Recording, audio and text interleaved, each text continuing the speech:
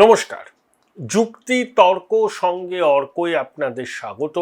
আপনাদের সঙ্গে আমি অর্কপ্রভ সরকার।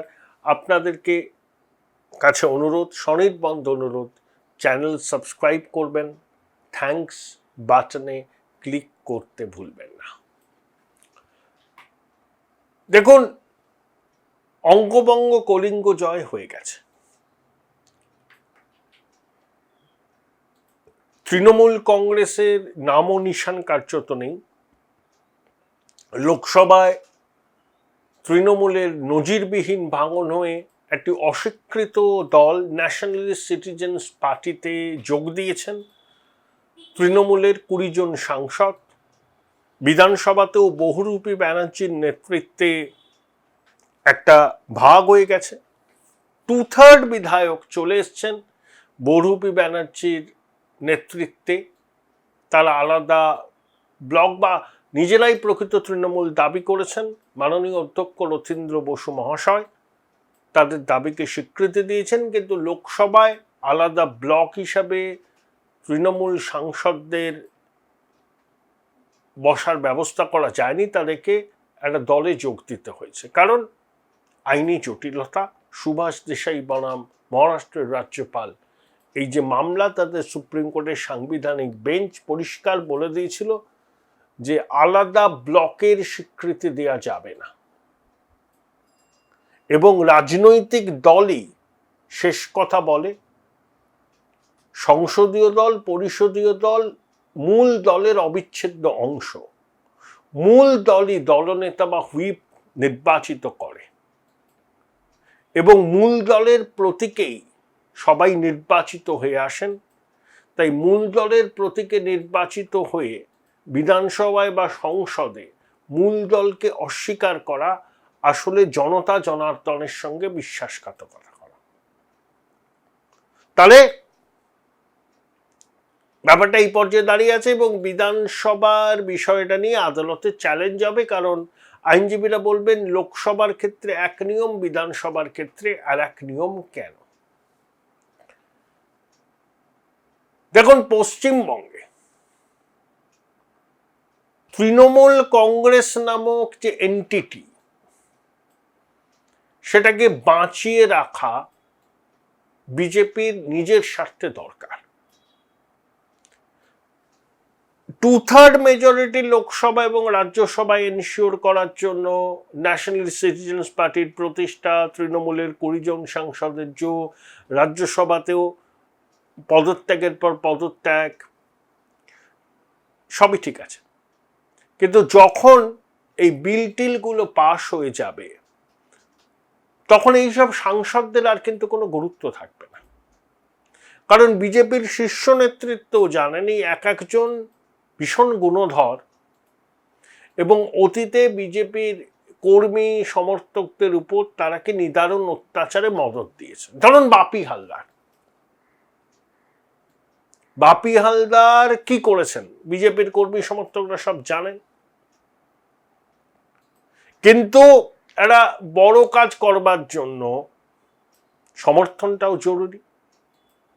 তৃণমূলের কিছু নেই এখন, এই সাংসদরা একটা এসকেপ রুট করছেন, এবং বিজেপির দরকার লোকসভায় সংখ্যা, তাই এই ডিফেকশনটা ইঞ্জিনিয়ার করা হয়েছে। কোনো রাগ টাক নেই। ভূপেন্দ্র যাদব অ্যাক্টিভ ছিলেন, নিশিকান্ত দুবে অ্যাক্টিভ ছিলেন, শুভেন্দুবাবু 2-3 বার গেছেন,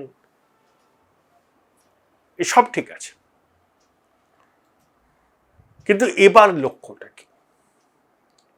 দেখুন, শুভেন্দুবাবু জানেন, মোদিজিও জানেন, অমিত শাহও জানেন, রাজনীতিতে কোনো শূন্যস্থান থাকে না, অপোজিশন স্পেস সবসময় থাকে।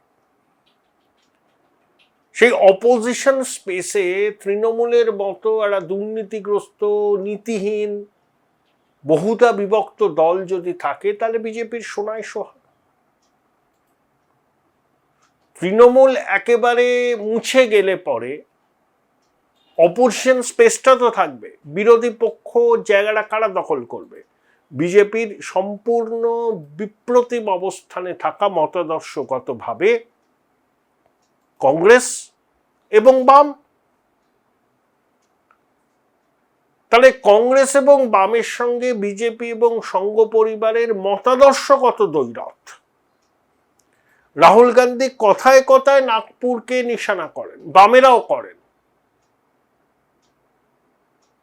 তাহলে বাম কংগ্রেসের শক্তি বৃদ্ধি পশ্চিমবঙ্গে হোক, এটা বিজেপির নেতৃত্ব কোনো মতেই চাইবেন না।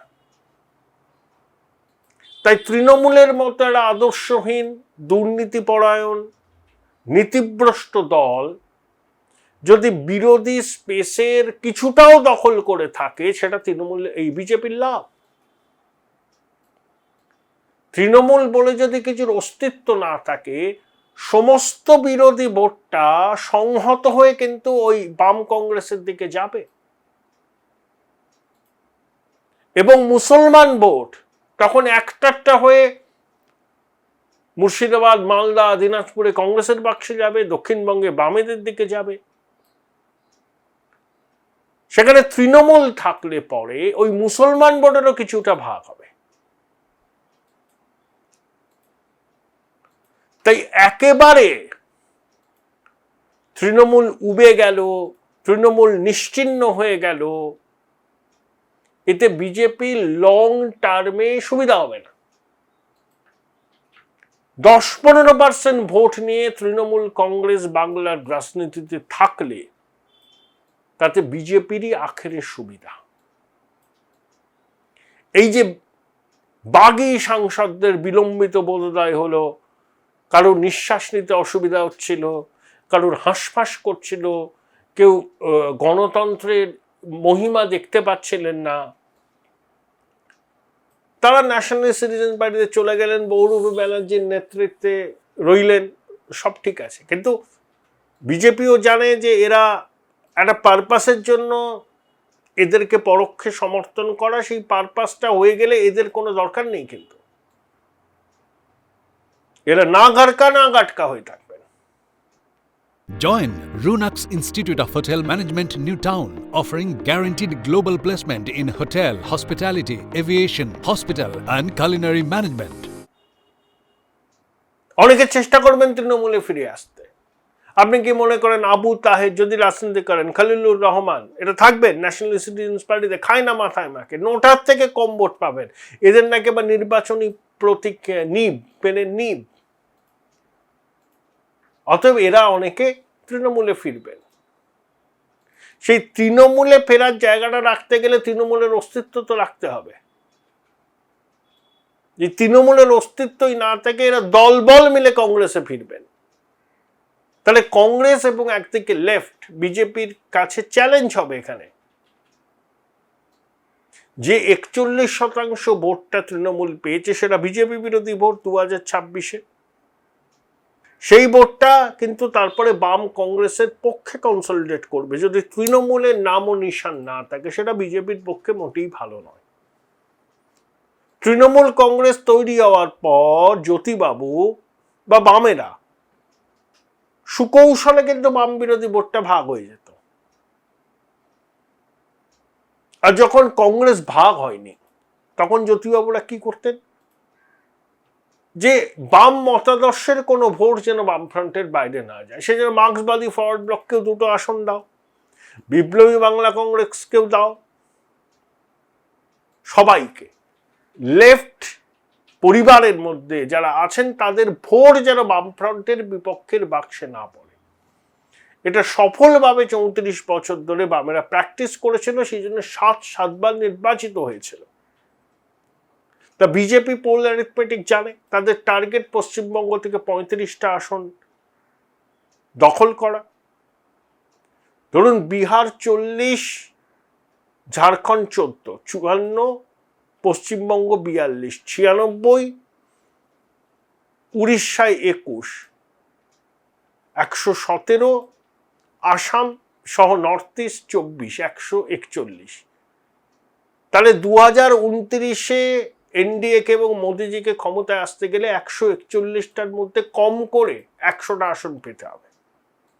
তাহলে পশ্চিমবঙ্গ থেকে 35টা আসন দরকার, কারণ মহারাষ্ট্র, গুজরাট, রাজস্থান, উত্তরপ্রদেশ, মধ্যপ্রদেশ, ছত্তিশগড়ে স্যাচুরেশনে বিজেপি, ওখানে বাড়বে না। চেষ্টা করতে হবে বিন্ধ্য পর্বতের দক্ষিণে, কর্ণাটক, তেলেঙ্গানা, আর ওই 141টা আসন। তাতে পশ্চিমবঙ্গ 35টা আসন দিতে পারে।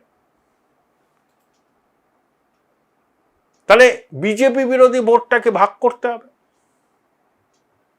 তৃণমূলও থাকলো 12-13% ভোট নিয়ে, বাকিটা কংগ্রেস লেফট।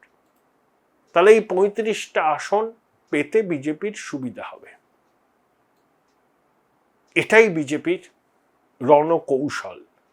তৃণমূল নিশ্চিহ্ন হয়ে যাক, তা আমিও চাই, তোলামূল।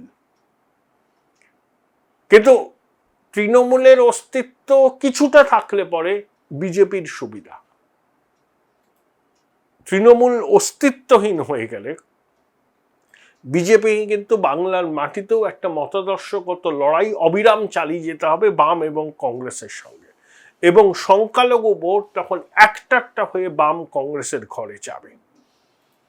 বিজেপির নেতৃত্ব এবং শুভেন্দু অধিকারী কখনো এই বিষয়টা সামনে আসুক সেটা অবশ্যই চাইবেন না।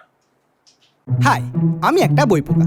ছোটবেলা থেকেই মা বলতো পরীক্ষার আগে বইগুলো গুলে খেতে হবে। তো ব্যাপারটা আমি একটু বেশি সিরিয়াসলি নিয়ে ফেলেছিলাম। খুঁটিয়ে পড়তে গিয়ে বই খুঁটে খেয়ে ফেললাম। তাও ক্লাস 11-এর 2টো সেমিস্টারে একটাও কমন পেলাম না। কিন্তু 12-এর সেমিস্টারগুলোতে ছক্কা মেরেছি, কারণ আমি ডিসকভার করেছিলাম মৌলিক লাইব্রেরি প্রকাশিত সম্রাট সিরিজের সমস্ত এক্সক্লুসিভ সাজেশন বুক উইথ প্রচুর কমন পাওয়ার গ্যারান্টি, প্লাস টেস্টি ছিল। উচ্চ মাধ্যমিকের পর উজ্জ্বল ভবিষ্যৎ গড়তে NCHMCT পর্যটন দপ্তর, ভারত সরকারের hospitality and hotel management, Paschimbanga সরকারের মাকাউটের BBA BCA, fashion design, aviation tourism, culinary arts পড়ো SBI HM কলেজে। স্টুডেন্ট ক্রেডিট কার্ড ও ব্যাংক লোন পাবে SBI HM এ পড়লে। কোর্সের শেষে SBI HM দেশ ও বিদেশে চাকরির ব্যবস্থা করে থাকে। SBI HM হলো পশ্চিমবঙ্গের সেরা ম্যানেজমেন্ট কলেজ। SBIHM.com। বোলপুর শহরের কোলাহল থেকে মাত্র 20 মিনিট দূরেই রয়েছে সুন্দর রিসর্ট, যেখানে পেয়ে যাবে স্পেশিয়াস আর এস্থেটিক্যালি ডিজাইন রুম। তোমরা যারা গ্রুপে যাও তাদের জন্য আছে কমফোর্টেবল গ্রুপ স্টে অপশন, আর কাপলদের জন্য রয়েছে লাক্সারিয়াস সুইট রুম, তার উপর আবার ফ্ল্যাট 10% অফ। এখানে প্রকৃতির মাঝে তোমরা পেয়ে যাবে একটা সুন্দর সুইমিং পুল, ছোটদের জন্য প্লে এরিয়া আর একটা এস্থেটিক সেলফি কর্নার। প্রপার্টিটা পুরোটাই পেট ফ্রেন্ডলি, আর এখানে আছে অনেক কিউট ছোট ছোট র্যাবিটস। সকালের ব্রেকফাস্ট থেকে ডিনার পর্যন্ত পেয়ে যাবে একদম হোমলি কমফর্ট ফুড, যা এক কথায় অসাধারণ। বেঙ্গলি কুইজাইনের সাথে সাথে পেয়ে যাবে চাইনিজ আর নর্থ ইন্ডিয়ান অপশন। বিকেলে বনফায়ারের আলো, বন্ধুদের সাথে আড্ডা আর খোলা আকাশের নিচে গ্রাম বাংলার হাওয়া, পুরোটাই এক অপরূপ অনুভব। তাহলে বলো তোমরা কবে প্ল্যান করছো এই পিসফুল এসকেপটা? And don't forget to follow Miss Cupcake for more such travel updates.